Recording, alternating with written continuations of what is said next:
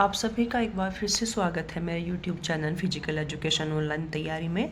अपनी पिछली वीडियो में हमने जो है टिश्यू कंप्लीट कर लिया है। आज एक नई टॉपिक के साथ हमारा है अस्थि पिंजर स्केलेटल सिस्टम के साथ मैं आप लोगों के सामने फिर से हाजिर हूँ। इसको आज मैं जो है आपके सामने डिटेल में एक्सप्लेन करूँगी कि ये किसका जो है स्ट्रक्चर क्या है, ये कैसे काम कर रहा है। और इससे नेक्स्ट वीडियो में मैं आपके सामने जितने भी इससे रिलेटेड क्वेश्चन हैं वो मैं आपके सामने लेकर आऊँगी। आई होप इतना पढ़ने के बाद मुझे लगता है कि टिश्यू से आपका कोई भी क्वेश्चन नहीं छूटेगा। मेरा यही प्रयास रहेगा कि जो है स्केलेटल सिस्टम को भी मैं इस तरीके से आपके सामने लेके आऊँ, इस तरीके से पढ़ाऊँ कि जो है यहाँ से पढ़ने के बाद एग्जाम में आपको कोई भी परेशानी ना आए, कोई भी क्वेश्चन देख के ऐसा नहीं लगे कि हमने ये नहीं पढ़ा है। अपना टॉपिक स्टार्ट करने से पहले जो हमने पहले पढ़ा था टिश्यू, हम उसको रिवाइज कर लेते हैं, क्योंकि मैं आपसे कहती हूँ बार बार कि कहीं ना कहीं सिर्फ आपको पढ़ाना ही नहीं, मुझे याद करवाना भी मेरी जिम्मेदारी बन जाती है।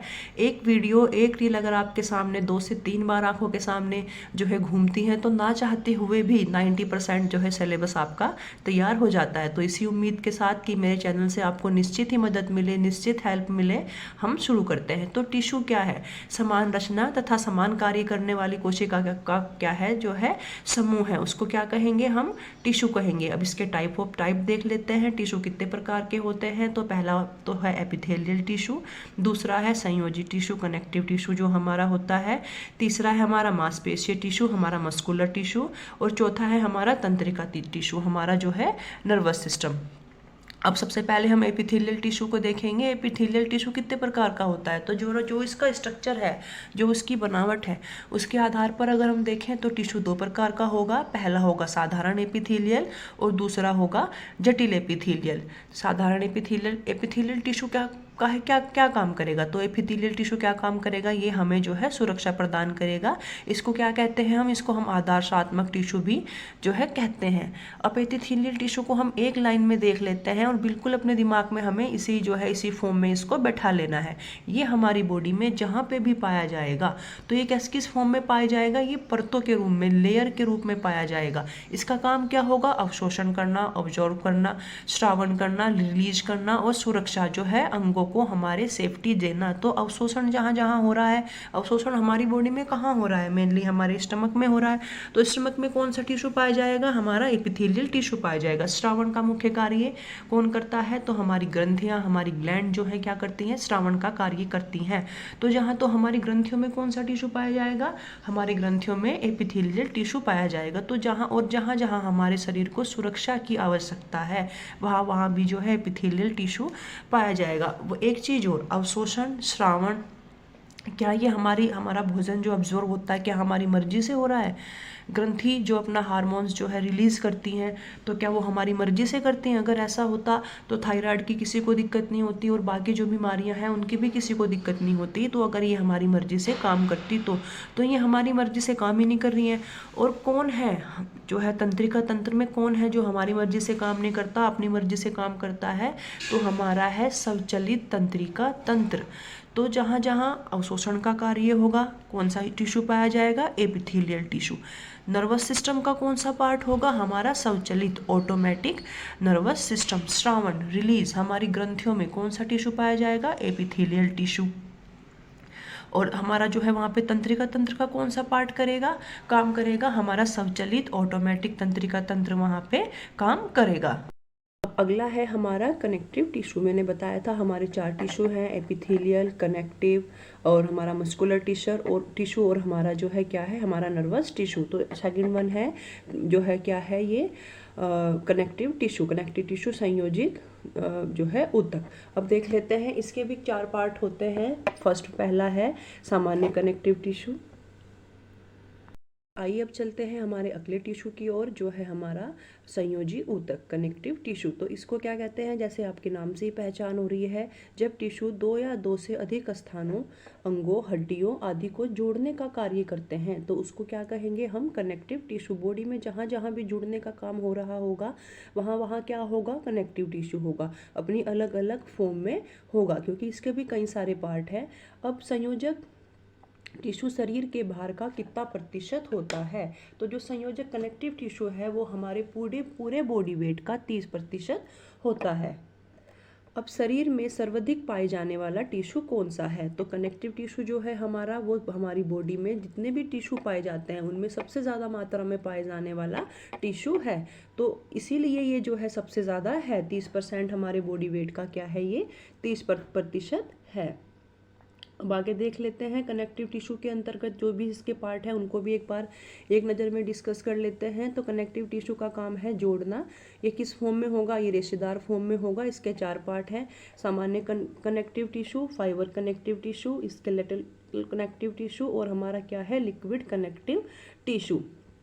आज हम सामान्य कनेक्टिव टिश्यू और फाइबर कनेक्टिव टिश्यू के बारे में देखेंगे। उससे अगली वीडियो में हम जो है आपका जो है स्केलेटल कनेक्टिव टिश्यू और जो है लिक्विड कनेक्टिव टिश्यू को एक बार रिवाइज कर लेंगे। तो सामान्य कनेक्टिव टिश्यू के अंतर्गत 4 पार्ट होंगे। पहला है एरियोलर टिश्यू, दूसरा है एडिपोज टिश्यू, तीसरा है हमारा वर्णक टिश्यू या हमारा पिगमेंट टिश्यू और फोर्थ है हमारा जाल में टिश्यू। और फाइबर कनेक्टिव टिश्यू के अंतर्गत है हमारा जो है टेंडन और हमारे लिगामेंट। अब देख लेते हैं कनेक्टिव टिश्यू। सामान्य कनेक्टिव टिश्यू के अंदर पहला है एरियोलर टिश्यू। ये क्या काम करेगा? रिक्त स्थान को भरने का काम करेगा। जहाँ जहाँ भी बॉडी में रिक्त स्थान होगा वहाँ वहाँ पे कौन सा टिश्यू होगा? एरियोलर कनेक्टिव टिश्यू होगा। ये क्या करेगा? टूटे फूटे टिश्यू को की मरम्मत करेगा और आंतरिक अंगों को जो है क्या करेगा? सहारा देगा, क्योंकि ये जोड़ने का काम करता है। तो 2 अंगों को जोड़ रहा है, दैट मीन ये क्या कर रहा है? हमें हमारे अंगों को सहारा दे रहा है। इसका दूसरा पार्ट है एडिपोज टिश्यू। बिल्कुल साधारण भाषा में मैं आपको बताऊं तो जो हमारा टमी है और जो हमारा साइड फैट है, ये सब क्या है? हमारा एडिपोज कनेक्टिव टिश्यू है। इसकी सेल क्या होंगी? एडियोसाइट होंगी। फैटी पिंड के रूप में ये हमारे शरीर में होगा। हमारे शरीर को क्या प्रदान करेगा? गर्मी प्रदान करेगा और हमारे शरीर का क्या करेगा? तापमान को नियंत्रित रखेगा। जब ज़्यादा हमारे शरीर का तापमान बढ़ जाएगा तो क्या करेगा? ये हमारे शरीर से, बॉडी से पसीने को रिलीज करेगा, जिससे क्या करेगा? बॉडी का टेम्परेचर हमारे मेंटेन रखेगा। बाहरी हीट से क्या करेगा? बचाव करेगा, क्योंकि ये हमारी स्किन के एकदम नीचे होता है। अगर हमें कोई बाहर से हीट पड़ती है तो वो पहले एपिडोज कनेक्टिव टिश्यू पर जाएगी, उसके बाद हमारी मसल्स तक जाएगी। तो इसका क्या करेगा? बाहरी आघात से हमारी रक्षा करेगा। फूड स्टोर करने का काम करता है। फूड स्टोर करने का काम कैसे करता है? ये वसा को स्टोर करता है। जितनी भी हमारे शरीर में जो हम एक्स्ट्रा फैट लेते हैं, जो एक्स्ट्रा वसा हम खाते हैं, वो क्या है? वो है हमारी एडिपोज टिश्यू के रूप में स्टोर हो जाती है। पहले जब हमें काम करते हैं, हमें ऊर्जा की आवश्यकता होती है, एनर्जी की, तो पहले मिलता है वो हमें कार्बोहाइड्रेट से। और अगर हम भूखे रह रहे हैं, खाना नहीं खा रहे हैं, तो हमें एनर्जी कहाँ से मिलेगी? तो वो हमें मिलेगी एडिपोज टिश्यू से। इसलिए जो डाइटिशियन होते हैं वो बहुत जो आपको बॉडी वेट को कम करने के लिए जो प्लान बनाते हैं, तो उसमें खाना इसीलिए कम करते हैं, क्योंकि जो हमारे शरीर के अंदर स्टोर है वो खर्च होगा तो क्या हो जाएगा? हमारा वेट अपने आप कम हो जाएगा। इसका थर्ड है वर्णक टिश्यू, पिगमेंट टिश्यू। ये कैसा होता है? ये रंगीन होगा। इसका बहुत ज़्यादा मतलब इतना इंपॉर्टेंट रोल नहीं है, तो बस आप इसको जान लें, इतना काफ़ी है। फोर्थ वन इज जाल में टिश्यू। अब इसका अगला पार्ट देख लेते हैं, fibre connective tissue. Fibre connective tissue क्या है? फाइबर कनेक्टिव टिश्यू कैसे होंगे? रेशेदार होंगे। लिगामेंट तथा टेंडन बनाएंगे। ये हड्डियों को एक हड्डी से दूसरी मांसपेशी से जोड़ने का काम करेंगे। कोलोजन क्या होगी? कोलोजन प्रोटीन इसकी संरचनात्मक इकाई होगी। फाइबर कनेक्टिव टिश्यू कहाँ पाए जाते हैं? ये हमारी त्वचा में और लिगामेंट में और टेंडन में पाए जाते हैं। फाइबर कनेक्टिव टिश्यू की संरचना कैसे होती है? तो फाइबर कनेक्टिव टिश्यू की संरचना कैसी होगी? कोलोजन प्रोटीन से बनी होगी। इनमें मेन कौन है? मेन 2 हैं, एक हमारा टेंडन और दूसरा है हमारा लिगामेंट। देख लेते हैं टेंडन ये हड्डी को मांसपेशी से जोड़ने का क्या है? काम करेगा। टेंडन एक आप अपनी इमेज बना लो अपने माइंड में कि टेंडन मतलब कठोर। इसका जो है स्ट्रक्चर कैसा है? ये कठोर है। टिश्यू ठोस और शक्तिशाली होगा। कोलोजन फाइबर क्या होंगे? फिक्स स्थिति में होंगे। फाइब्रोब्लास्ट कैसा होगा? वो एक पंक्ति के रूप में होगा। टेंडन खिंच जाने से हमें कौन सी चोट लगेगी? स्ट्रेन। तो टेंडन टा और स्ट्रेन, तो आपको कोरिलेट कर लेना है। टेंडन से कौन सी चोट लग रही है? हमें स्ट्रेन। इसमें सारी चीज़ें बहुत फिक्स स्थिति में होंगी, एक पंक्ति में होंगी। इसका क्या मतलब है? इसका सीधा सीधा मतलब है ये कठोर है। इधर से इधर मूव करने में कोई भी चीज़ एक जगह फिक्स हो जाती है ना, तो वो आसानी से इजीली मूवेबल नहीं होती। तो आपको समझ लेना है टेंडन मतलब कठोर। इसके अंदर की जो स्ट्रक्चर कैसा होगा? वो सारी चीज़ें जो है एक पंक्ति में होगी। कोलोजन फाइबर क्या होगा? वो भी फिक्स स्थिति में होगा। अब लिगामेंट, लिगामेंट कैसा होता है, लिगामेंट जो है लचीला होगा। अब लिगामेंट का क्या काम है, यह एक हड्डी को दूसरी हड्डी से जोड़ने का कार्य करेगा। इसका कोलेजन फाइबर कैसा होगा, भिन्न भिन्न दशाओं में होगा, तो लचीला है, भिन्न दशाओं में होगा तभी तो आसानी से मूव कर पाएगा। फाइब्रोब्लास्ट की स्थिति क्या होगी, फाइब्रोब्लास्ट की स्थिति भी इसकी बिखरी हुई स्थिति में होगी, जिससे आसानी से जो है ये मूव कर सके। लिगामेंट कि अगर हम संरचना देखें तो इसकी जो है कैसी, लिगामेंट दिखने में क्रॉस बार की स्थिति में होते हैं। इसकी जो सेल्स होती है वो एक दूसरे को क्रॉस करती हुई होती है, और जो है इसमें जो है चोट लगने से, लिगामेंट खिंच जाने से यहाँ छूट गया है, हमें कौन सी चोट लगती है, हमें स्प्रेन चोट लगती है अगर हमारा लिगामेंट खेलते टाइम या चलते टाइम खिंच जाता है तो। अब हमने जो है मेन टॉपिक पे आ जाता है, हमारा आज का टॉपिक है जो है अस्थिपंजर ढांचा, हमारा स्केलेटल सिस्टम। अब इसके सबसे पहले हम काम देख लेते हैं, यह क्या काम करेगा, यह शरीर को सहारा देने का काम करेगा। हमारे शरीर को क्या प्रदान करेगा, दृढ़ता, कठोरता प्रदान करेगा। शरीर को क्या करेगा, एक निश्चित आकृति देगा। शरीर के अंगों की क्या करेगा, सुरक्षा करेगा। यह मसल तथा शारीरिक गतिविधियों के लिए एक दृढ़ अंत कंकालीय ढांचा एंडोस्केलेटल सिस्टम होता है, जिसे क्या कहा जाता है, ये कंकाल तंत्र कहा जाता है। तो जिस कंकाल तंत्र के बारे में आज हम बात करेंगे, आज हम पढ़ेंगे, वो क्या है, हमारा अंत कंकालीय ढांचा एंडोस्केलेटल सिस्टम। देख लेते हैं। संपूर्ण कंकाल तंत्र में कंकाल संयोजी ऊतक से निर्मित दो संरचनाएं हैं। ये हमारा जो है कंकाल तंत्र कैसे है, दो तरह की संरचनाओं से बना है। पहला है अस्थि, हमारी बोन, और दूसरा है हमारी उपास्थि, हमारी कार्टिलेज। हमारा पूरा स्केलेटल सिस्टम इन्हीं दो प्रकार की जो है रचनाओं से मिलकर बना है। स्केलेटल सिस्टम का क्या कार्य है, ये जो है लीवर का काम करेगा, लंबी हड्डियों के रूप में काम करेगा।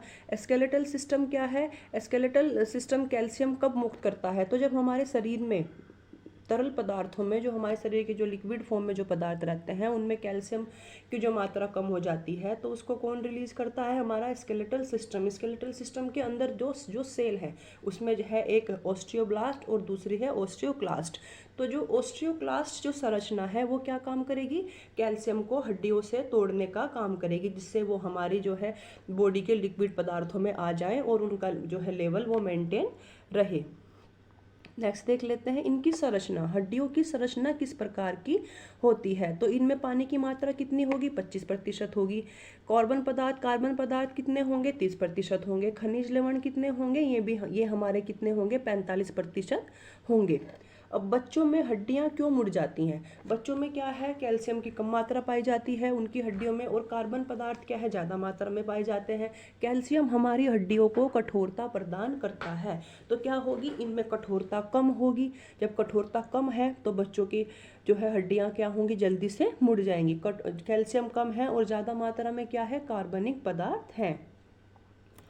नेक्स्ट क्वेश्चन, जब वृद्ध व्यक्तियों में हड्डी जल्दी टूटने का क्या कारण है, तो खनिज लवण ज़्यादा मात्रा में पाए जाने के कारण क्या है, जो बूढ़े होते हैं, जो हमारे वृद्ध हैं, उनमें जो है हड्डी जरा से ही प्रेशर से टूट जाती है। यहाँ भी कैल्शियम की मात्रा उम्र जो है बढ़ने के साथ धीरे धीरे कम होती जाती है, और खनिज लवण वगैरह कार्बनिक पदार्थ वगैरह उनमें बढ़ जाते हैं। अब इन हड्डी की संरचना जो हम जो बोन है, ये बना किस से है, बोन और कार्टिलेज से। पहले हम हड्डी को देख लेते हैं, उसके बाद हम कार्टिलेज के बारे में डिस्कस करेंगे। तो सबसे पहले क्या है, हड्डी की ऊपरी संरचना को हम क्या कहेंगे, पेरिओस्टियम। हड्डी की बाहरी परत, जिसे शाफ्ट भी कहा जाता है, इसी आवरण से टेंडन, लिगामेंट और दूसरी पेशी जो हैं जुड़ी होती हैं। तो हड्डी की सबसे ऊपरी परत को क्या कहेंगे हम, पेरिओस्टियम। जहाँ भी सबसे बाहरी चीज़ की बात हो रही होगी, कोई बाहरी लेयर की बात हो रही होगी, तो आप अगर पेरी लगा होगा तो आप समझ जाइए कि सबसे बाहरी की बात हो रही है। और अगर किसी वर्ड में, किसी शब्द में एंडो लगा है, तो आप एकदम समझ जाइए कि सबसे अंदर वाले पार्ट की बात हो रही है। तो सबसे पहले हड्डी पे क्या है, पेरिओस्टियम, एक आवरण चढ़ा होगा। जब सबसे ऊपर का भाग यही है, तो सारे टेंडन और लिगामेंट किससे जुड़ेंगे, पेरिओस्टियम से ही जुड़ेंगे। अब इसके आगे हड्डी में क्या होगा, इसके आगे पेरिओस्टियम के नीचे क्या पाया जाएगा, हमारी अस्थि कोशिकाएं या हमारी ओस्टियोसाइट। ओस्टियोसाइट क्या है, हमारी हड्डी के अंदर की सेल है। पेरियोस्टियम की आंतरिक सतह पर कोशिकाओं की एक मोटी परत पाई जाती है जिसे ओस्टियोसाइट कहते हैं। ये सेल क्या है, ओसिन प्रोटीन को रिलीज करने का काम करती हैं। तो पेरियोस्टियम के नीचे क्या आ गया, ओस्टियोसाइट आ गई। ये क्या है, ये किस रूप में है, एक मोटी परत के रूप में है। इन कोशिकाओं की जो है परत को क्या कहेंगे, पेरियोस्टियम कहेंगे। ये क्या काम करेंगी, हमारी जो है ओसिन प्रोटीन रिलीज करने का काम करेंगी। अगर क्वेश्चन आता है कि ओसिन प्रोटीन को रिलीज करने का काम कौन करता है, तो आंसर क्या लगाओगे आप, ओस्टियोसाइट करते हैं। अब उसके आगे क्या है, उसके आगे देख लेते हैं। उसके अंदर है मैट्रिक्स। पहले पेरियोस्टियम हो गया, फिर ओस्टोसाइट हो गया, उसके अंदर क्या हो गया, आ गया मैट्रिक्स। पेरियोस्टियम के अंदर एक मैट्रिक्स अधात्री पाई जाती है। ये शाखाओं के रूप में होती हैं। इन शाखाओं को केनालिकुली कहा जाता है। केनालिकुली क्या काम करेगी, हड्डी के अंदर ये जो है संवहन का कार्य करती है। तो हड्डी के अंदर जो मैट्रिक्स होगा वो कैसे होगा, शाखाओं के रूप में होगा। इन शाखाओं को क्या कहा जाएगा, केनालिकुली क्या कहा जाएगा। और ये काम क्या करेंगी, संवहन का काम करेंगी। अगर क्वेश्चन आपके सामने आता है कि हड्डी के अंदर संवहन का काम कौन करता है, तो आप क्या आंसर लगाओगे, केनालिकुली करती है। अब पूछा जाए मैट्रिक्स किस प्रकार किस फॉर्म में होता है, तो मैट्रिक्स किस फॉर्म में होगा, शाखाओं के रूप में होगा। और हड्डियों के अंदर जो है मैट्रिक्स को क्या कहा जाता है, तो इन्हें क्या कहेंगे हम, केनालिकुली कहेंगे। अब देख लेते हैं हमारी मज्जा गुहा, हमारी मैरो कैविटी। मैरो कैविटी क्या है, मोटी तथा खोखली हड्डियों के बीच में एक मैरो कैविटी होती है। इसमें एक मुलायम पदार्थ भरा रहता है। मैरो कैविटी के अंदर एक खाली जगह को हम क्या बोलेंगे, मैरो कैविटी। उसके अंदर एक जो लिक्विड भरा होगा, जैसे कटोरी में पानी भरा है, तो कटोरी मान लो आप क्या है, कटोरी हो गई हमारी मैरो कैविटी, और उसके अंदर पानी भरा है। पानी क्या हो गया, हमारा बोन मैरो। बोन मैरो में क्या होगा, वसा कोशिकाएं होंगी, हमारी रुधिर वाहिनियां होंगी, और क्या होगा, हमारी तंत्रिकाएं पाई जाएंगी। उस कटोरी में अगर आप कुछ डाल देते हो, जैसे कि नमक डाल दिया, चीनी डाल दी, तो ये क्या है, इस मैरो कैविटी के अंदर क्या पाई जाती हैं, हमारी वसा कोशिकाएं पाई जाएंगी, हमारी जो है रुधिर वाहिनियां पाई जाएंगी, और क्या पाया जाएगा, हमारी तंत्रिका तंत्र पाई जाएगी। बोन मैरो अस्थियों के सिरे पर लाल तथा बीच में पीली होती है। जो बोन मैरो होगा, जो मैंने बताया है, जो कैविटी होगी उसके अंदर जो बोन मैरो भरा होगा, वो एकदम साइड में किस कलर का होगा, लाल रंग का होगा। और उसके अगर थोड़ा सा आप आगे चलोगे तो ये किस फॉर्म में पाया जाएगा, ये जो है बीच वाला हिस्सा कैसा दिखेगा आपको, पीले रंग का दिखेगा। जो कटोरी में आप मान लो पानी भरा हुआ है, उसके साइड में कैसा दिख रहा है, वो आपको लाल दिख रहा है, और उसके अंदर कैसा दिख रहा है, वो आपको पीला दिखेगा। तो जहाँ पे आपको वो लाल दिख रहा है, वहाँ पे क्या होगा, आरबीसी का निर्माण होगा। जहाँ पे वो आपको पीला दिख रहा है, वहाँ पे क्या होगा, वसा स्टोर होगी और डब्ल्यूबीसी का निर्माण होगा। आगे देख लेते हैं, इसको डिटेल में देख लेते हैं एक बार। पीली बोन मैरो में वसा के संग्रहण तथा डब्ल्यूबीसी का निर्माण का कार्य करती है, जबकि लाल अस्थि मज्जा क्या करेगी, रेड बोन मैरो क्या करेगी, हमारा आरबीसी का निर्माण करेगी। तो बोन का जो खाली जगह है, लंबी अस्थियों के बाद में या खोखली हड्डियों के पास जो खाली जगह है, उसको क्या कहेंगे हम, मैरो कैविटी। उसमें जो पदार्थ भरा होगा उसको क्या कहेंगे हम, बोन मैरो। तो जो उसका बाहरी भाग होगा वो किस कलर का होगा, रेड कलर का। वहाँ किसका निर्माण होगा, आरबीसी का। जो उसके अंदर वाला भाग होगा वो किस कलर का होगा, पीले कलर का। वहाँ किसका निर्माण होगा, डब्ल्यूबीसी का। और हमारी वसा का संग्रह, फैट का स्टोर भी उसी के अंदर होगा। नेक्स्ट देख लेते हैं। बोन मैरो के चारों तरफ एक फाइबर कनेक्टिव टिश्यू का जाल पाया जाता है, जिसे एंडोस्ट्रियम कहते हैं। पतली अस्थियों में बोन मैरो क्या होगा, नहीं पाई जाएगी, क्योंकि जगह ही नहीं होगी खाली जगह बचने की, तो पतली अस्थियों में नहीं पाई जाएगी, लंबी और चपटी अस्थियों के पास पाई जाती है। तो बोन मैरो के अंदर फिर से एक परत पाई जाएगी। अंदर की बात हो रही है, चारों तरफ उसके अंदर की बात, बोन मैरो अंदर वाले पार्ट में आ गया है। तो मैंने बताया था, जहाँ भी अंदर की किसी पदार्थ की, किसी जाल की, किसी लेयर की अगर बात हो, अगर एंडो लगा हो, तो सब समझ जाइए सबसे अंदर की बात हो रही है। तो फाइबर कनेक्टिव टिश्यू का जो जाल पाया गया है, जिसको क्या कहेंगे हम, एंडोस्ट्रियम कहेंगे। आगे देख लेते हैं। इसके बाद हड्डियों में एक जो है, पहले इसको आप साधारण भाषा में समझ लो। लंबी अगर हड्डी आपने कहीं पड़ी हुई देखी होगी तो देखा होगा आपने, वो अंदर से खोखली होगी, उसके अंदर जगह होगी। वो क्या है, वो है हेवर्सियन क्या है, तंत्र है, हेवेशियन ट्यूब है। अब देख लेते हैं। लंबी हड्डियों में पाई जाती है हेवर्सियन तंत्र हेवर्सियन नालिका से क्या होगा, बना होगा। इसके अंदर धमनी, सिरा और नसें क्या होंगी, जुड़ी रहेंगी। वो खाली जगह क्या होगा, जिसे हम हेवर्सियन ट्यूब कहेंगे, हेवर्सियन नलिका कहेंगे, उसके अंदर क्या पाई जाएंगी, हमारी धमनी, सिरा और हमारी नसें पाई जाती हैं। अगर आपसे पूछ लिया जाता है कि हेवर्सियन नलिका किन में पाई जाती है, तो ये लंबी हड्डियों में पाई जाती है। जो हमारी फ्लैट फैट जो हमारी चपटी हड्डियां होंगी, जो इनरेगुलर बोन होंगी, उसके अंदर ये नहीं पाई जाएगी। अब हेवर्सियन जो है नली के अंदर क्या पाया जाएगा, इसके अंदर धमनियां होंगी, हमारी सिरा होंगी और हमारी आर्टरी होंगी हमारी, और हमारी वेन्स जो है होंगी। अब एक पार्ट तो हमने पढ़ लिया, हमने हड्डी अपनी कंप्लीट कर ली है। अब स्केलेटल सिस्टम का दूसरा पार्ट जिससे वो बना है कार्टिलेज, अब हम उसको देख लेते हैं। कार्टिलेज, कार्टिलेज क्या है, भ्रूण अवस्था के आरंभ में जो हमारा कंकाल उपास्थि ही पाई जाती है। तो जब हमारी जो भ्रूण अवस्था की जो आरंभिक अवस्था होती है, तो उसमें से एकदम से हड्डियों का निर्माण नहीं होता है। उसमें पहले किसका निर्माण होता है, उसमें पहले कार्टिलेज का निर्माण होता है, जो समय के साथ साथ धीरे धीरे उनमें कैल्शियम की मात्रा बढ़ती रहती है, और वो किस रूप में हो जाती हैं, कठोर रूप में हो जाती हैं, और क्या रूप धारण कर लेती हैं, हड्डियों का रूप धारण कर लेती हैं। इस क्रिया को क्या कहा जाता है, अस्थि भवन। अस्थियों का मतलब निर्माण कार्य चल रहा है ना वहाँ, तो इस प्रक्रिया को क्या कहेंगे हम, अस्थि भवन कहेंगे। अब कार्टिलेज की संरचना देख लेते हैं कि इसकी संरचना किस प्रकार की होती है। अब कार्टिलेज की संरचना, यह एक प्रकार का कनेक्टिव टिश्यू है। आपने पढ़ा है हड्डी और कार्टिलेज दोनों कनेक्टिव टिश्यू है। इसका मैट्रिक्स कैसा होगा, कठोर, लचीला, और प्रोटीन इसके अंदर कौन सी पाई जाएगी, ग्लाइकोप्रोटीन और कॉन्ड्रिल प्रोटीन जो है पाई जाएगी। इसका मैट्रिक्स थोड़ी दृढ़ होगी। इसमें कोलोजन तथा इलास्टिक तंतु भी पाए जाते हैं। कार्टिलेज झिल्ली को पेरिकोन्ड्रियम कहा जाता है।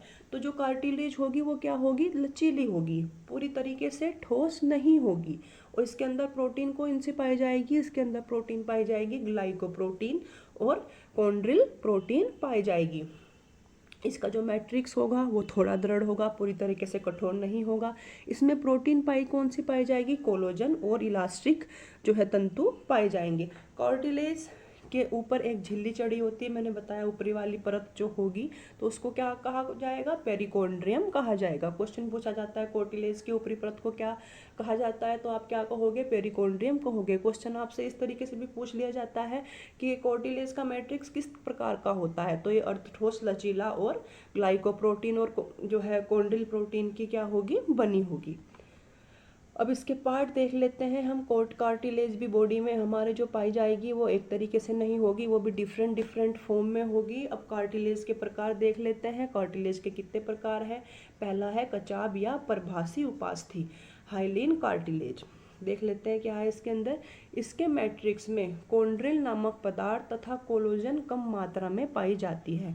अब आप देख लो, जो है कोलोजन एक तरह से ठोस प्रोटीन होती है, तो जहाँ जहाँ ये कम मात्रा में पाई जाएगी तो वहाँ वहाँ क्या होगा, कोलोजन जो है हमारी वो जो है क्या है, कोलोजन एक हमारी ठोस फॉर्म में होती है। तो जहाँ जहाँ ये कम मात्रा में होंगी वहाँ वहाँ क्या होगा, वहाँ वहाँ थोड़ा सा मतलब लचीलापन जो है अंगों में हमारे आ जाएगा। इसके स्थान क्या है, हमारी ट्रेकिया है, हमारा लॉरेक्स है, पसलियों के जो सिरे हैं, हमारे हाथ पैर की लंबी हड्डियों के सिरे पर पाई जाएगी, जिससे क्या होगा, हम अपने झटकों को सहन कर सकें। अब नेक्स्ट इसका पार्ट देख लेते हैं। नेक्स्ट पार्ट है प्रत्यस्थस्थ या लचीली उपास्थि, हाइलिन। हाइलिन के बाद हमारा जो है कार्टिलेज का टाइप है प्रत्यास्थ या लचीली कार्टिलेज, इलास्टिक कार्टिलेज। इसमें कोलोजन कम मात्रा में तथा पीले इलास्टिक तंतु ज़्यादा मात्रा में पाए जाते हैं, इसलिए यह लचीली होती है। जहाँ जहाँ कोलोजन कम होगा, मैंने आपको बताया है, वहाँ लचीलापन जो है ज़्यादा आ जाएगा। स्थिति ये कहाँ कहाँ पाई जाती है, तो हमारे जो बाह्य कान की जो बाह्य जो लेयर है वो किसकी बनी है, हमारी इलास्टिक कार्टिलेज की बनी है। नाक के सिरे, हमारी एपिग्लोटिस और हमारी क्यूनिफॉर्म जो है ये कार्टिलेज है। इसका अगला पार्ट है फाइबर कार्टिलेज। फाइबर कार्टिलेज क्या है, यह श्वेत कार्टिलेज ज़्यादा मात्रा में होगी, इसलिए यह कम लचीली होगी।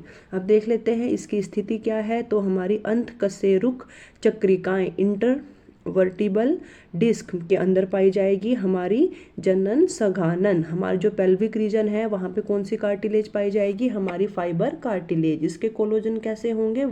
जो है व्हाइट कलर के होंगे। व्हाइट कलर के कोलोजन क्या होते हैं? ये कठोरता जो है प्रदान करते हैं, इसलिए ये क्या होगी? ये कम लचीली होगी। इसका स्थान क्या होगा? इंटरवर्टिबल और हमारे पेल्विक रीजन में ये जो है कहीं कहीं पाई जाएगी।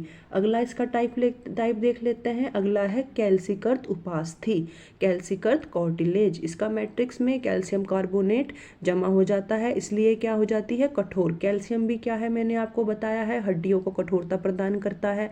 तो जब ये कार्टिलेज में जमा हो जाता है तो इसको भी क्या प्रदान करेगा? कठोरता प्रदान करेगा। इसकी स्थिति क्या है? यह हमारी बॉडी में कहाँ कहाँ पाई जाती है? तो पहले फीमर और ह्यूमरस हड्डी के शीर्ष, इनके जो है शीर्ष पे जो है ये मिलेगी। आगे देख लेते हैं। आगे स्केलेटल सिस्टम, जो हमारा स्केलेटल सिस्टम है ये कितने प्रकार का होता है? तो ये 2 प्रकार का होता है। पहला होगा बाह्य कंकाल एक्सोस्केलेटल सिस्टम, दूसरा होगा अंतकंकाल एंडोस्केलेटल सिस्टम। हम कौन से कंकाल के बारे में पढ़ रहे हैं? हम पढ़ रहे हैं एंडोस्केलेटल सिस्टम। अब बाह्य कंकाल क्या है इसको एक बार देख लेते हैं। यह त्वचा की डर्मिस तथा एपिडर्मिस से विकसित होता है। तो जो हमारी स्किन है उसकी सबसे ऊपरी वाली परत है वो क्या है? एपिडर्मिस, उससे ये निकलेगा। तो क्या है? ये हमारे बाल और नाखून किसमें आ जाएंगे? हमारे एक्सोस्केलेटल सिस्टम के अंदर आ जाएंगे। दूसरा पार्ट है हमारा अंतकंकाल एंडोस्केलेटल। यह उपास्थि तथा हड्डियों की बनी हमारी आंतरिक संरचना है। जैसे मैंने आपको बताया है, जिस हम पढ़ ही रहे हैं, इसके बारे में हम पहले डिस्कस कर चुके हैं। आगे अस्थि ऊतक। अब देख लेते हैं हम हड्डियों के कितने प्रकार होते हैं। जो स्केलेटल सिस्टम है इसके कितने प्रकार होते हैं? तो जो है बेसिस ऑफ बोन टिश्यू, जो इसके अंदर टिश्यू होते हैं कि टिश्यू किस प्रकार के हैं, वो कठोर है कि सख्त है, इसके आधार पर इनको कितने भागों में बांटा गया है कि किस अस्थि के टिश्यू कठोर हैं और किस अस्थि के टिश्यू जो है सख्त हैं। तो इसके आधार पर इन्हें 2 भागों में बांटा गया है। पहला है सघन अस्थि कॉम्पैक्ट बोन, ये क्या होंगी? कठोर होंगी। ये हड्डियां अत्यंत कठोर होती हैं, फैट का स्टोर करने का काम करेंगी। और पीत बोन मैरो, क्या होगा? इनमें पीला बोन मैरो होगा। दूसरा है स्पंजी, स्पंजी अस्थि।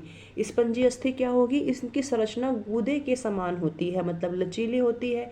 यह अधिकतर लंबी हड्डी के सिरों पर पाया जाता है। इसके अंदर क्या होगा? रेड बोन मैरो होगा। रेड बोन मैरो में क्या होगा? हमारे आरबीसी का निर्माण होगा। कहीं पर हड्डी खत्म अगर हो रही है तो उसका जो लास्ट वाली जो जगह है तो वहाँ पे क्या किसका नहीं, वो कौन सी हड्डी होगी? जो है कठोर होगी। उसके लास्ट में क्या होगा? फैट का स्टोर होगा। फैट कहाँ स्टोर होता है? पीले बोन मैरो के अंदर होता है। अगर उसके आगे की हम बात करें तो हड्डी में थोड़ी सी लचीलापन आ जाएगा, थोड़ी सी स्पंजी गूदे के समान हो जाएगी। तो हड्डी कौन सी हो जाएगी? स्पंजी। कठोर 2 टाइप हो गए ना एक ही हड्डी में, कठोर हो गई और स्पंजी हो गई। टिश्यू कैसे कैसे हैं? एक में कठोर है और दूसरे में कैसे हैं? थोड़े से मुलायम टिश्यू हैं। तो कठोर वाले में किसका निर्माण होगा? पीत बोन मैरो WBC का और हमारे फैट का। और जो थोड़ा सा मुलायम है इसके आगे वाला पार्ट, उसमें किसका निर्माण होगा? हमारे रेड बोन मैरो का निर्माण होगा। आगे देख लेते हैं स्पंजी हड्डियों को दूसरे किस नाम से जाना जाता है? तो इन्हें कैल्सियस हड्डियां या टेबिकुलर हड्डियां भी कहा जाता है।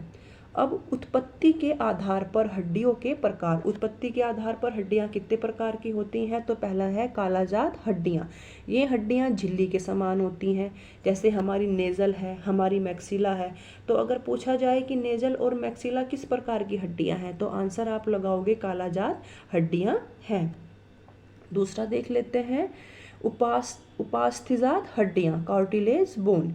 ये हड्डियां जो पहले कार्टिलेज के रूप में होती हैं और बाद में क्या हो जाएंगी? अस्थियों का निर्माण जो है अस्थियों का रूप धारण कर लेंगी। तो उन हड्डियों को क्या कहा जाएगा? हमारी उपास्थिजात हड्डियां कहा जाएगा। जैसे आप देख लेते हो हमारी जो रीढ़ की हड्डियां हैं, जो बाद में नीचे वाली जो हड्डियां हैं वो 4 मिलके 1 हो जाती हैं। तो ये कौन सी हमारी हड्डियां हैं? हमारी कार्टिलेज बोन है। बाद में मिलके 1 हो जाएंगी, किसका निर्माण कर लेंगी? एक अस्थि का हड्डी का निर्माण कर लेंगी। दूसरा है हमारी जो है स्नायुजात हड्डियां, हमारे सिस्मोसाइड बोन। इनका निर्माण किससे होगा? टेंडन से होगा। बॉडी पार्ट में ये कहाँ होंगी? हमारी पटेला जो हड्डी है उसमें सबसे बड़ी जो है कौन सी हड्डी पाई जाएगी? हमारी सिस्मोसाइड बोन पाई जाएगी। अब इनकी आकृति, ये बनावट के आधार पर कैसी कैसी हैं, इसमें इनको कितने भागों में बांटा गया है, 5। देख लेते हैं एक बार, फिर से रिवाइज कर लेते हैं। इनकी उत्पत्ति के आधार पर कितने भागों में पाया जाएगा, उत्पत्ति के आधार पर इन्हें कितने भागों में पाया जाएगा, 2। पहला कौन सा है, सघन अस्थि कॉम्पैक्ट बोन, दूसरा कौन सा है, हमारी स्पंजी अस्थि। अब देख लेते हैं उत्पत्ति, पहले तो बनावट के आधार पर है, सॉरी, जो हमारे जो उनके टिश्यू हैं उसके आधार पर, बेसिस ऑफ बोन टिश्यू। दूसरा है इनकी उत्पत्ति के आधार पर इनको कितने भागों में पाया जाएगा, बांटा जाएगा। उत्पत्ति के आधार पर इनको जो है 3 भागों में बांटा जाएगा। पहला है कालाजात हड्डी, दूसरा है उपास्थि हड्डियां, और तीसरा है हमारी स्नायुजात हड्डियां। अब इनकी आकृति ये किस किस तरीके की दिखती हैं, दिखने में ये कैसी कैसी हैं, सीधी साधारण भाषा में ये कैसी दिख रही हैं, इसके आधार पर इनको कितने भागों में बांटा जाएगा, तो इनको जो है 5 भागों में जो है बांटा जा, मतलब आपको कंफ्यूज नहीं होना है, वो बहुत ईजी है, बस थोड़ा सा आप उसको 102 बार रिवाइज कर लीजिएगा। सारी चीज़ें बताने का तात्पर्य यही है, क्योंकि एग्जाम में आपसे जिस भी तरीके से क्वेश्चन आ जाए, बस क्वेश्चन आपको नहीं छूटना है, ठीक है। मैं आपको बता दूं कि 5 हैं, आकृति के आधार पर है, आपसे उत्पत्ति के आधार पर अगर पूछ लेता है, उनके बोन टिश्यू के आधार पर अगर पूछ लेता है, तो फिर तो मामला गड़बड़ हो जाता है ना। तो आपको सारे क्वेश्चन सारी तरीके से कि किसी भी फॉर्म में क्वेश्चन आ रहा है, आपको क्वेश्चन जरूर आना चाहिए, इसलिए मैं आपको हर तरह से जो हर तरीके के क्वेश्चन आपके सामने लेके आती हूँ।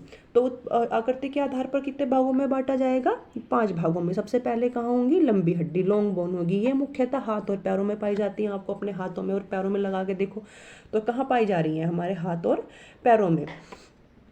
लंबी हड्डी का एक सिरा दूसरे से जुड़ा होता है, यहाँ कार्टिलेज, तो ये जहाँ एक दूसरे से यहाँ जुड़ेगा, यहाँ क्या होगा, यहाँ कार्टिलेज चढ़ा होगा। कार्टिलेज पता है आपको फ्लेक्सिबल है, तो ये क्या काम करेगा, ये मुड़ने का और लीवर का काम इसकी वजह से करेंगी। अब इनमें कौन कौन सी आएगी, टिब्यूला, फिबुला, फीमर आदि, आप इनको देख लेना, रेडियस, अल्ना, ये सब जो है किसके अंतर्गत आएंगी, लंबी हड्डी के अंतर्गत। अब देख लेते हैं छोटी, दिखने में जो छोटी हड्डियां हैं, ये हड्डियां लोचदार होती हैं। इनका अधिकांश भाग सुशिरस्थि स्पंजी वाला, जो इनके टिश्यू होंगे वो कैसे होंगे, स्पंजी प्रकार के होंगे। ऊतक का बना होता है, इसके ऊपर उपास्थि का एक खोल, कार्टिलेज का एक खोल क्या है, चढ़ा होगा। जैसे क्या होगी, कार्पल्स होगी हमारी, और हमारी जो है टार्सल होगी। कार्पल हमारी जो है कलाई की हड्डी है, और टार्सल क्या है, हमारे एंकल की हड्डियां हैं। चपटी हड्डी, फ्लैट बोन, ये अस्थियां पेशियों से जुड़ने के लिए विस्तृत आधार प्रदान करती हैं। चौड़ी होंगी तभी तो पेशियां इनसे आके जुड़ेंगी। ये अस्थियां कोमल अंगों को सुरक्षा प्रदान करती हैं। जहाँ स्थान जो है ज़्यादा होगा, चौड़ा होगा, तो इनके अंदर क्या रहता है, हमारे कोमल अंग सुरक्षित रहते हैं। जैसे पसलियाँ किसको सुरक्षा देंगी, फेफड़ों को। वर्टिब्रा किसको सुरक्षा देगा, हमारी स्पाइनल कोड को, जो है स्केपुला, और हमारी कपाल, कपाल जो है हमारी खोपड़ी की जो हड्डियाँ हैं वो किसको सुरक्षा देंगी, हमारी ब्रेन को। अब देख लेते हैं शिशुओं में अस्थियों की संख्या कितनी पाई जाती है, जो है 213 पाई जाएगी, और वयस्क व्यक्ति में कितनी पाई जाएगी, 206। अब इसका आगे एक जो है पार्ट है, बेतरतीब हड्डियाँ, असमान हड्डियाँ, जिनको कहेंगे हम इनरेगुलर बोन। ये हड्डियाँ असमान होते हैं, कहीं छोटी, कहीं बड़ी, कहीं आड़ी, कहीं टेढ़ी, इस तरह की हड्डियाँ ये जो है होंगी। ये कहाँ पाई जाएंगी, हमारी रीढ़ की हड्डी में पाई जाएंगी, और हमारे चेहरे की हड्डियाँ जो हैं देखोगे, नेजल अलग है, स्केपुला अलग है, मैंडिबल अलग है, कहीं छोटी है कहीं बड़ी है, तो ये क्या है, हमारे इनरेगुलर बोन है। कहाँ है, हमारी रीढ़ की हड्डी में और हमारे चेहरे में। आगे देख लेते हैं तिलतार स्नायुजात या सिमामाइड हड्डियाँ, इनका निर्माण किससे होगा, टेंडन से होगा। ये कहाँ पाई जाएंगी, हमारी संधियों के पास पाई जाएंगी। पटेला, इस वर्ग की अगर आपसे पूछा जाए तो कौन सी सिस्मसाइड हड्डियों में कौन सी सबसे बड़ी है, तो कौन सी है, पटेला। पटेला इस वर्ग की सबसे बड़ी हड्डी है। जो हमारी फर्स्ट मेटाटार्सल है, ये क्या है, हमारी कौन सी हड्डी का प्रकार है, हमारी सिस्ममाइड हड्डी का प्रकार है। अगर आपसे पूछ लेता है क्वेश्चन कि फर्स्ट मेटाटार्सल कौन सी हड्डी का प्रकार है, तो कौन सी हड्डी का प्रकार है, हमारा सिस्माइड हड्डी का प्रकार है।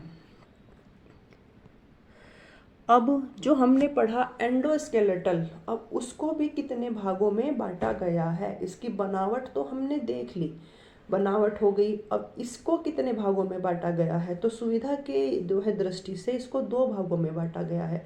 पहला है अक्षीय कंकाल और दूसरा है उपांगीय कंकाल, एक्सल स्केलेटल और अपेंडिकुलर स्केलेटल। इसका जो है अक्षीय जो है कंकाल तंत्र को देख लेते हैं। हमारा एक्सल स्केलेटल सिस्टम क्या है, यह शरीर को सीधा कंकाल बनाता है।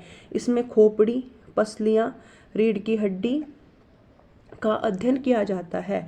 मनुष्य के अक्षीय कंकाल में अस्थियों की संख्या 80 है और शिशुओं में इसकी संख्या कितनी है, 87 है, 87 होती हैं। तो जो बिल्कुल आपको सीधा सीधा दिख रहा है, जिसको आप दाएं बाएं मूव नहीं कर सकते, वो सब क्या है आपका, वो सब किस में आएगा, आपके जो सामने से आपको दिख रहा है वो क्या है, आपका एक्सल स्केलेटल सिस्टम है। इसमें कितनी अस्थियों की संख्या कितनी होगी, एक वयस्क मनुष्य में 80 होगी और जो बच्चे होंगे, जो शिशु होंगे नवजात, उनमें कितनी होगी, 87 होगी।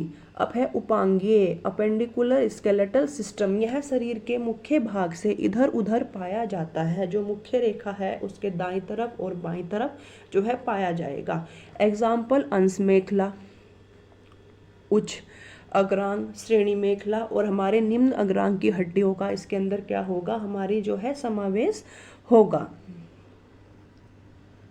अब यहाँ जो हमारा टॉपिक था स्केलेटल सिस्टम, इसकी बनावट, इसके पार्ट, जितना भी मतलब जो है जो भी बुकों में था वो सब आपके सामने यहाँ निचोड़ मैंने जो है आपको बता दिया है। मुझे नहीं लगता अगर बनावट वगैरह के से इससे अलग आपसे एग्जामिनर कुछ पूछ लेगा। अब चलते हैं अपने एवरग्रीन क्वेश्चन की तरफ, थोड़े से चेंज के लिए, अपने माइंड को थोड़ा सा डायरेक्शन में दूसरा ले जाने के लिए।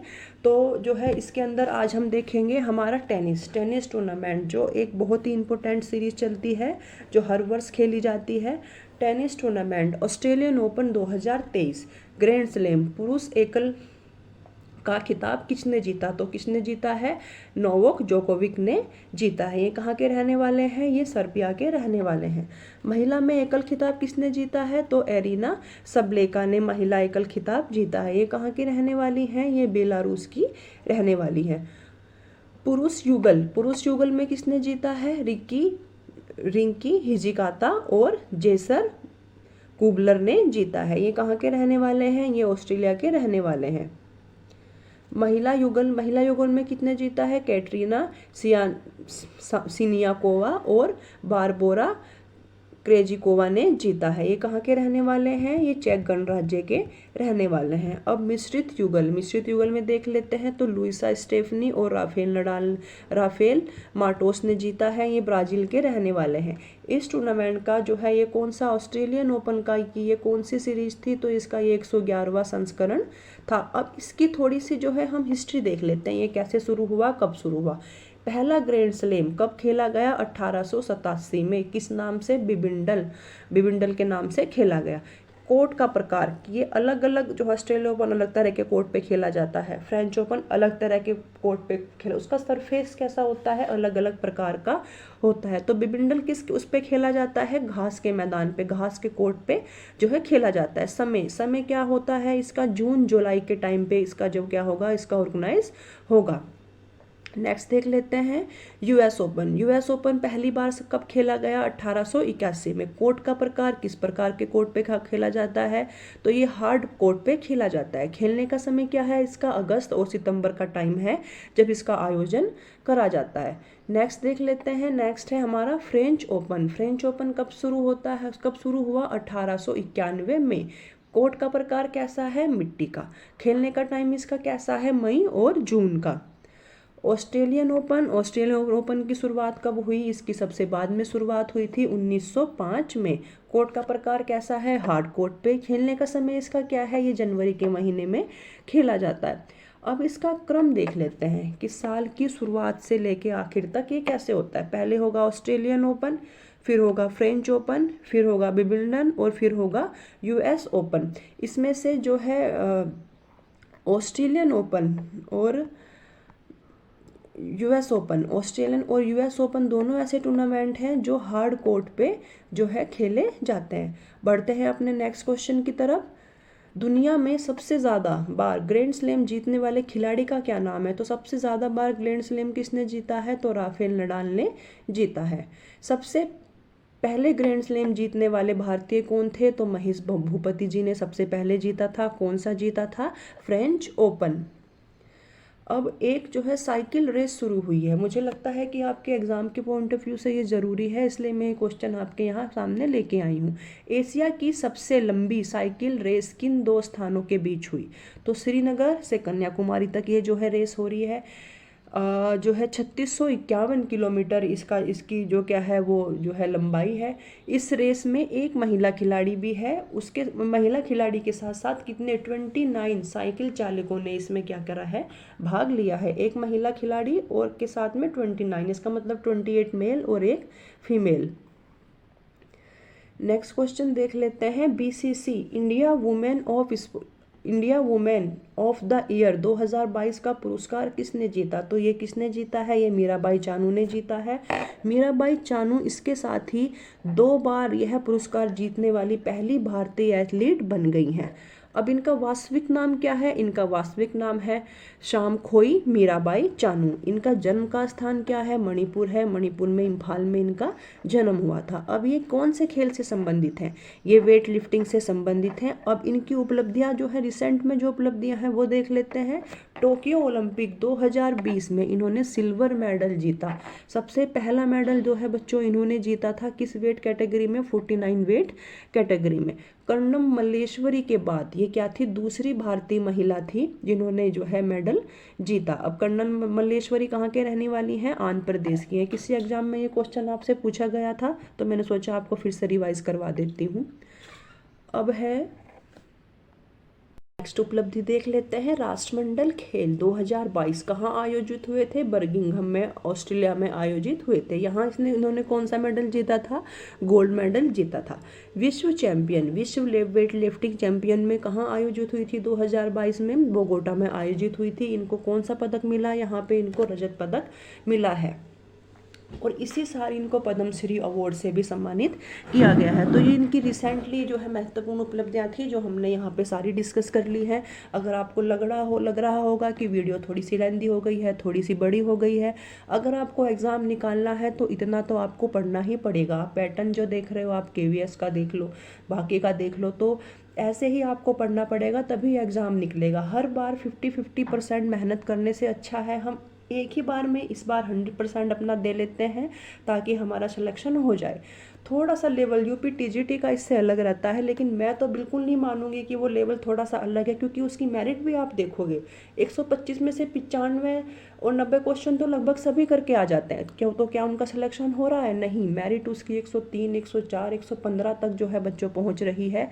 और वो इस मेरिट में कौन आ रहे हैं? जिन्होंने सारी चीज़ें बहुत डिटेल में पढ़ी हैं। तो जब तक आपको डिटेल किस चीज़ की नहीं पता होगी, आप कितना भी प्रैक्टिस सेट लगा लो, कोई फ़ायदा नहीं होने वाला है। मैं भी किसी चीज़ को पढ़ती हूँ तो मेरा मन करता है कि चलो थोड़ा सा पढ़ा देख लेते हैं हमें कितना आ रहा है, प्रैक्टिस सेट लगा लेते हैं। वो मेथड बिल्कुल गलत है। जब तक आप एक टॉपिक को अच्छे से नहीं पढ़ लेते हो, उसकी डिटेल नहीं निकाल लेते हो, तब तक कितने भी आप प्रैक्टिस सेट लगा लो, कितने भी यूट्यूब चला लो, उसका कोई फ़ायदा नहीं होने वाला है। तो अगर आपको अच्छे से पढ़ना है, सिलेक्शन लेना है, तो आपको इसी तरीके से पढ़ना पड़ेगा। मैं तो जो है मेरी जो 100% ये कोशिश रहती है कि जितने भी मैं क्वेश्चन लेके आपके जिस भी टॉपिक से लेके आ रही हूँ उससे बाहर कोई भी क्वेश्चन ऐसा ना हो जो आपका जो है छूट जाए। तो आज की वीडियो में बस इतना ही। अगली वीडियो में मैं आपसे जो है मिलती हूँ। अपना कीमती समय मुझे देने के लिए, मेरे साथ जुड़ने के लिए आप सभी का बहुत बहुत धन्यवाद।